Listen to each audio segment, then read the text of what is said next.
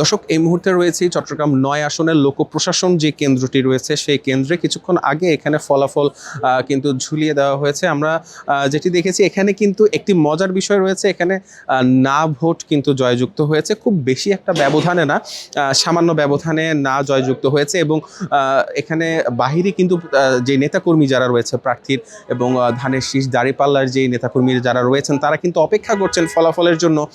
আমরা এখানে যতটুকু দেখতে পেরেছি যে ৭৮৭ ভোটে চট্টগ্রাম ৯ আসনের আবু সুফিয়ান তিনি কিন্তু এগিয়ে রয়েছেন এবং ৩২৮ ভোট পেয়ে জামাত প্রার্থী যে ফজলুল হক তিনি কিন্তু ৩২৮ ভোট পেয়েছেন। তো এখানে মূলত একটি বিষয় যে প্রার্থীদের মধ্যে প্রতিদ্বন্দ্বিতার যে ব্যবধান সেই ব্যবধান কিন্তু যথেষ্ট পরিলক্ষিত হয়েছে, তবে হ্যাঁ ভোট এবং না ভোটের ক্ষেত্রে কিন্তু ব্যবধান খুবই কম।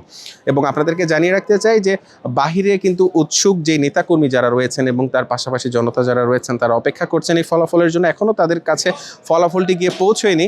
তবে আপনাদেরকে জানিয়ে রাখতে চাই যে ৭৮৭ ভোট পেয়ে বিএনপির ধানের শীষের প্রার্থী আবু সুফিয়ান তিনি কিন্তু ৭৮৭ ভোট পেয়েছেন এবং জামাত প্রার্থী যে ফজলুল হক তিনি পেয়েছেন ৩২৮ ভোট।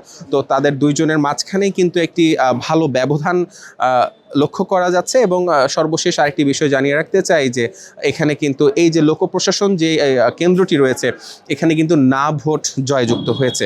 তো আমরা পরবর্তীতে বিভিন্ন কেন্দ্র থেকে সেই ফলাফলগুলো আপনাদেরকে সরাসরি জানানোর চেষ্টা করব। চট্টগ্রাম থেকে যুক্ত ছিলাম মাহমুদ ফাহিম।